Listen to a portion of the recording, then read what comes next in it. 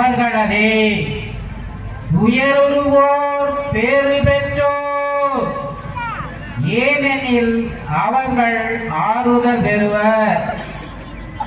சாந்தமுள்ளோர் பேறு பெற்றோர், ஏனெனில் மண்ணுலகு அவர்களது உரிமையாகும்.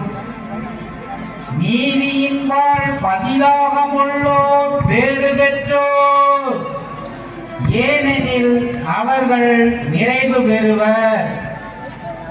இரக்கமுடையோர் பேறு பெற்றோர், ஏனெனில் அவர்கள் இரக்கம் பெறுவர்.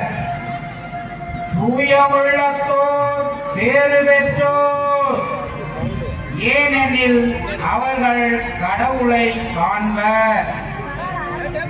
சமாதானம் செய்வோர் பேறு பெற்றோர், ஏனெனில் அவர்கள் கடவுளின் மக்கள் எனப்படுவர்.